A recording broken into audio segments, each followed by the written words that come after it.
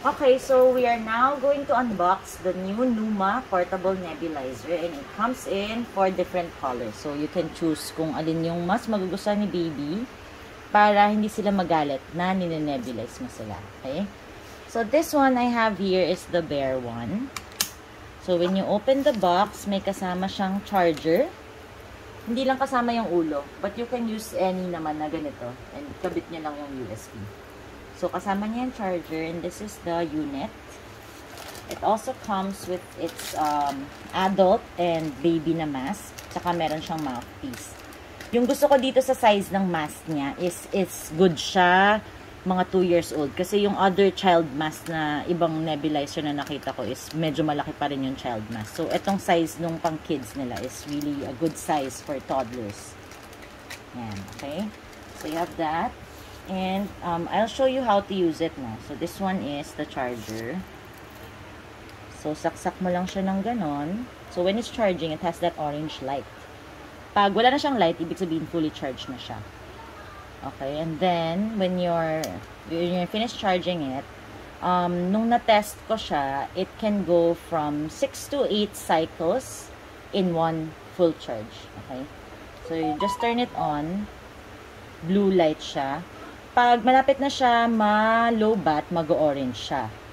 And then, it also turns off by itself if na-detect niya na walang liquid sa loob. So, it has that feature para hindi masira yung machine. Okay? So, pag nagbi-blink na siya, it means malapit na siya ma-low-bat. It's time to charge it. Okay? So, you just remove this protective cover. To open this one up, just press this and then lightly push mo yung ears. Push back the ears. Yan. So, that's how you open it. And then, this one is the medicine cup.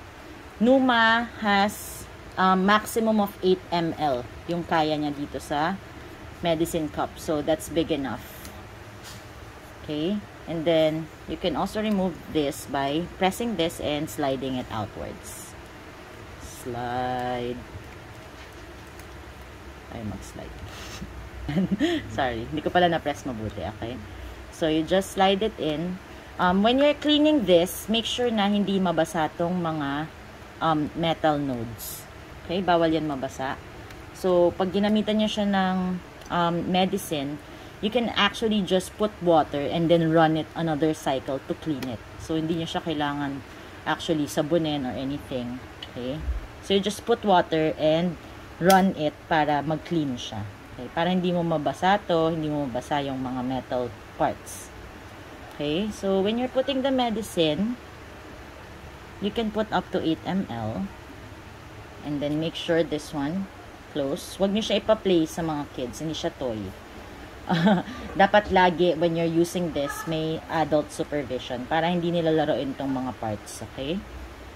And then, when you're closing this one, it will not slide in from here. Dito siya, doon sa ipin niya.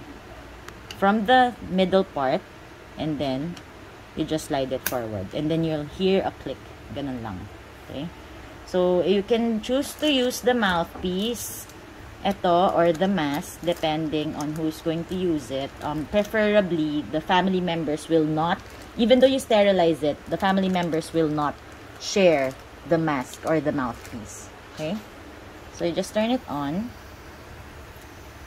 And you will see, pakita natin yung mist. It's a very liberal amount yung mist niya. Dito tayo sa ilaw. Yan. Okay?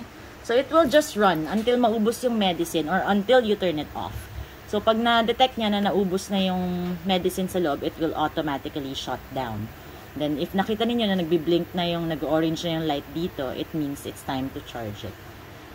You can use whatever medicine or salbutamol, Ventolin, or whatever yung prescribe ng doctor. Or saline, pwede din. As long as the pedia told you to nebulize, kung kahit na anong age yan, you can use Numa for your baby.